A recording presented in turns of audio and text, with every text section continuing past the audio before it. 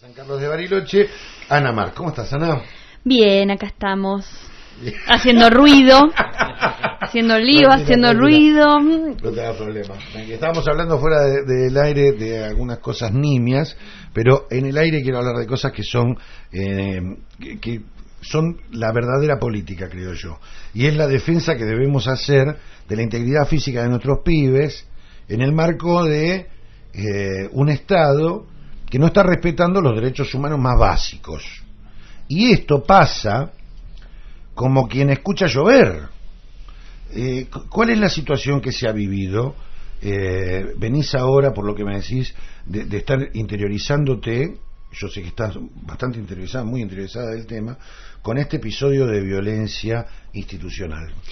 Bueno, un nuevo episodio de violencia institucional, de violencia policial, que tiene como víctima a un adolescente de 16 años, que el viernes perdió su ojo en manos de una bala de goma de la policía provincial en el barrio 2 de Abril, un policía de la comisaría 42, en el marco de una situación que se viene denunciando muchísimo, fuertemente, de distintas organizaciones de derechos humanos, del movimiento de las organizaciones de infancia, sobre la situación abusiva, especialmente en la comisaría 42, con varias denuncias que ya están ante concurso en la fiscalía, con mesas infructuosas de trabajo y una ausencia absoluta de respuestas políticas del gobernador, que casualmente esta semana estuvo acá, dice que no avala la violencia policial, pero después nosotros hemos convocado desde el Comité contra la Tortura al ministro de Seguridad, Pérez Esteban, como responsable político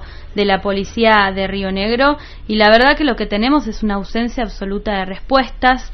Tenemos una ausencia histórica absoluta de respuestas también de este funcionario, que es la quinta vez que desde Bariloche lo llamamos por situaciones puntuales para que se intervenga con un cese de la violencia policial.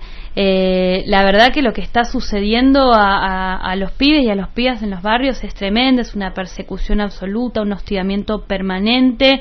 Esto recién en la reunión del Comité contra la Tortura, desde el APDH comentaban que están teniendo una intervención semanal de situaciones de violencia policial. La APDH está interviniendo una vez por semana. Una vez por semana, interviniendo en situaciones y estamos hablando de una sola organización que estoy mencionando. Después, seguramente, si tuviéramos un registro claro de lo que estamos hablando, es de un problema de muchísima gravedad, que bueno, hoy cobra visibilidad por una situación discapacitante en la que han dejado a un pibe, que realmente le estropearon el futuro.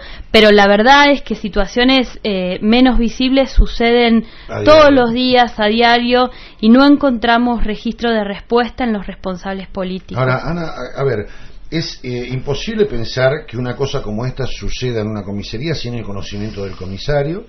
Es imposible pensar que algo que conoce el comisario no sea conocido por el ministro de Seguridad, y es imposible pensar que aquello que es conocido por el ministro de Seguridad no sea conocido por el gobernador. Totalmente, acá estamos hablando de una cadena de complicidades políticas y de responsables políticos que, conozcan o no la situación previa, deben hacerse cargo de las consecuencias y principalmente deben venir a resolver la situación para que esto no suceda más. La comisaría 42, que es la misma de donde era Lucas Muñoz, el mismo territorio de donde era Micaela Bravo, y en un contexto que no estamos hablando de hechos aislados, sino que estamos hablando de un marco de violencia policial institucional gravísimo. Es un modus operandi.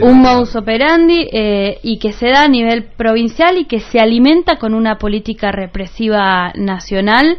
Estamos a pocos días de cumplir un año del asesinato de Rafael Nahuel por la espalda en manos de la prefectura. Entonces, se acaba de aprobar un presupuesto nacional que le saca la plata a los programas y políticas públicas de defensa y protección de los niños y niñas para ponérselas a las fuerzas de seguridad. Entonces, la verdad es que estamos con muchísima atención en esto.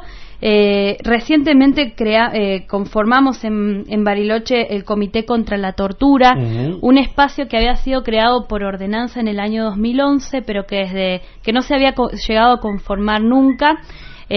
hace ya 2 meses que estamos con sesiones y nos toca ahora abordar en este caso puntual y específico. Nos hemos juntado el lunes, se han definido acciones de denuncias internacionales, de convocatorias al ministro de Seguridad, como te contaba, a la secretaria de Niñez, Adolescencia y Familia, que estuvo estos 2 días aquí en Bariloche y no concurrió a la reunión del comité. Acá me mandan un mensaje diciéndome que el jueves 8 estuvo el ministro de Seguridad en la comisaría de 42. Totalmente. Y muy silencioso, muy sin decir nada, digamos. El jueves 8 estuvo, el viernes 9 sucede esta Entonces tenemos situación. que pensar en una orden, Entonces, o en una zona liberada. Tenemos que pensar por lo menos en una cercanía muy grande de ese comisario con un ministro de Seguridad, y ahora toda una situación de encubrimiento en la que nuevamente aparece la palabra del enfrentamiento. Los ¿Y pibes por qué se enfrentándose. enfrentarían?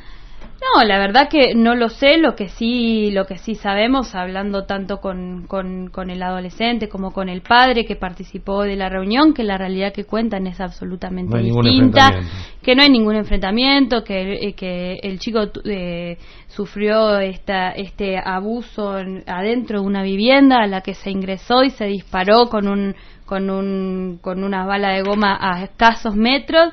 Y también sabemos que independientemente de la situación previa que se hubiese dado, que claramente no era un enfrentamiento, porque si no la comisaría tendría síntomas de rotura. En este caso, pero independientemente de la situación, no podemos avalar ningún hecho de violencia policial, institucional. Ana, qué cosa terrible, por lo menos para mi generación, porque nosotros leíamos en La Nación y en Clarín, a partir del 76, la noticia de nuestros compañeros teóricamente muertos en enfrentamiento, cuando nosotros personalmente podríamos algunos haber constatado que habían sido levantados y se los mencionaba como que murieron en un enfrentamiento, ¿no? O sea, lo que quiero decir, están utilizando técnicas de la dictadura militar. Sí, totalmente. Es un retroceso muy grande desde el punto de vista de nuestra democracia. Sí.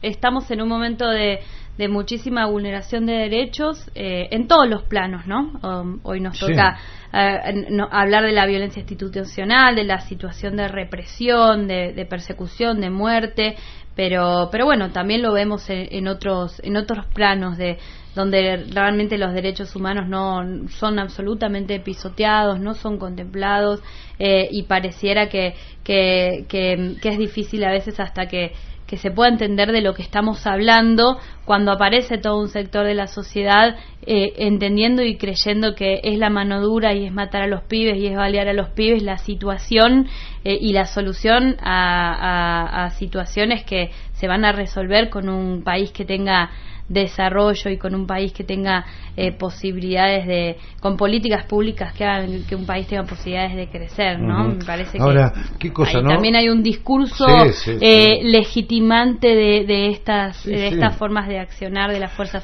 policiales. Todos sabemos que la proximidad de las fiestas de Navidad y de Año Nuevo, diciembre, es un mes caliente en este sentido, porque se exacerba la frustración en este contexto.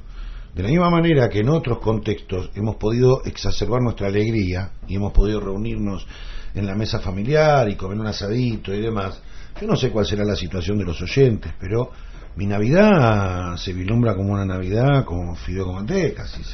No hay o sea, no hay posibilidades materiales de festejar. Este grado de frustración genera un caldo de cultivo para episodios de violencia. Digo, no es que esté llamando a los saqueos, pero recordemos que muchos de los saqueos fueron en los meses de diciembre. Ahora, estos tipos parecen estar queriendo apagar el incendio con nafta. Claro. Porque estos episodios no hacen más que ir preparando el camino para generar más cantidad de violencia. Sí, no solamente los episodios de violencia policial, sino también la ausencia de políticas integrales de contención de la situación de violencia en los barrios. En este barrio particularmente hubo muchas denuncias, situaciones de vecinos que han manifestado la preocupación de intervención de instituciones, y la verdad que también el gobierno provincial, y con una absoluta subejecución de partidas presupuestarias vinculadas a la protección integral de los niños, de las niñas y de los adolescentes, lo que está haciendo es generar doblemente el caldo de cultivo, no contener desde las políticas que deberían estarse dando en este sentido de protección de derechos, y a la vez agudizar la política represiva, la vía libre hacia la violencia institucional y policial. En ese territorio hay muchísima preocupación hoy, y concretamente desde el comité se ha definido en el día de hoy, porque nos hemos enterado por fuentes informales que quien además ejerció la violencia está siendo investigado por la fiscalía, está individualizada el policía que literalmente le sacó un ojo a un pibe de 16 años, sigue ejerciendo su función, no ha sido suspendido, no habría sido suspendido, son fuentes informales, por eso lo que hemos decidido hoy es pedir esta información al jefe de la policía, al jefe de la regional, cuál es la situación administrativa, y también exigir que no estén en funciones mientras se investiga, porque no sirve que lo cambien de comisaría, no debe estar armado. Es la aplicación de la doctrina Bullrich, donde va a la casa de Chocobar a festejar con él, donde ascienden a los gendarmes o a los prefectos que asesinaron a Rafael Nahuel, o que están investigados por la desaparición seguida de muerte de Santiago.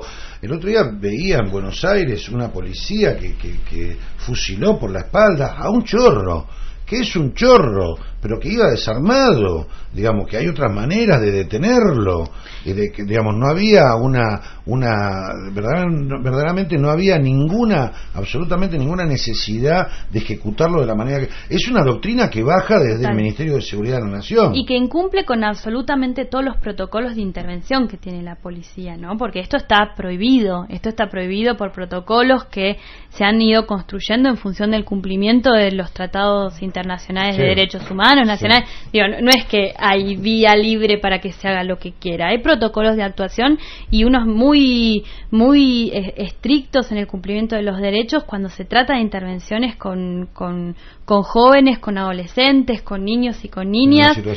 Te leo un mensaje, un cuadro político extraordinario de la compañera Ana. Bueno, muchas gracias. Para algunos que dicen que no se trabajó en la formación. Un abrazo, compañera, siga la lucha, que muchos caminamos a su lado. El diario de la Cordillera informaba y mentía sobre un enfrentamiento, dicen Paula y Erwin, que son dos compañeros que nos escuchan siempre desde Villa Lago Gutiérrez. Bueno, muchas gracias. Muchos diarios planteando situaciones. Tal cual, se hacen eco de la versión oficial. Por eso agradezco que podamos difundir un poco de lo que pasó, con mucha cautela, pues estamos hablando de un adolescente que tampoco queremos exponer, pero sí plantear que es otra la realidad, y que además también esto, ¿no? Independientemente cuál sea la situación que lleva, acá hay responsabilidad de Estado.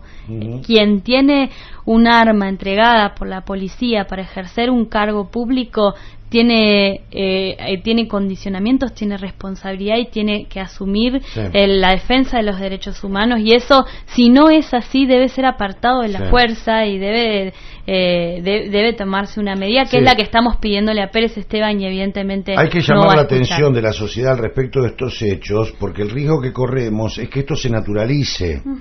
A ver, la Corte Suprema de Justicia de la Nación, anteayer, fijó fecha para el tratamiento nuevamente de la cuestión de la aplicación del 2x1 a aquellos que están presos por delito de lesa humanidad. Y el caso que eligieron para sentar doctrina al respecto de esto es el caso de uno de los represores condenado por la desaparición de Laura Carlotto, de la hija de Estela. O sea, son... ¿Entendés lo que quiero decir? Hay un cinismo, hay una apuesta simbólica. Claro, están generando un clima de época. Total. Para que uno diga, bueno, si salió en libertad que es un asesino condenado por lesa humanidad, que le peguen un tiro en un ojo a un pibe que está como naturalizado. Y no podemos caer en esa. Tenemos que levantar fuertemente la voz en ese Totalmente, sentido. y en este sentido me parece que no es menor ese mismo día, además de que Pérez Esteban había estado el día anterior en la comisaría, también ese mismo día finalizaban los alegatos Sí. por el asesinato de Sergio Cárdenas y Nicolás Carrasco, donde el pedido del Ministerio Público Fiscal fue de 4 años y 2 absoluciones, donde en realidad el mensaje es: bueno, podemos matar 2 pibes, claro, tenemos 8 años de impunidad y después nos piden 4 años de cumplimos. Todavía falta la definición del juez, que va a ser el 4 de diciembre, pero la verdad que si nos vamos a casa con una domiciliaria. Mataron a 2 pibes. Toda la construcción de sentido viene siendo en contra de la defensa de la vida y de los derechos humanos, que es algo que como militantes políticos no podemos perder jamás, y no podemos permitir jamás la naturalización de esto, y la denuncia debe ser absolutamente pública, y tenemos que estar el día 26 acompañando a la familia de Rafael Nahuel en esa marcha, un año de su asesinato, y tenemos que estar el 4 de diciembre acompañando la sentencia por Sergio Cárdenas y Nicolás Carrasco, y tenemos que estar también atentos a qué está pasando a nuestros pies en los barrios y accionando con cuestiones concretas. Y en esto yo quiero señalar que tanto el Consejo de Protección Integral de Niños, Niñas y Adolescentes como el Comité contra la Tortura, en este caso nos hemos convocado rápidamente, se han tomado acciones claras. El Consejo de Protección de Niños hoy ha presentado un habeas corpus con firmas también de las organizaciones de derechos humanos. Mucho movimiento.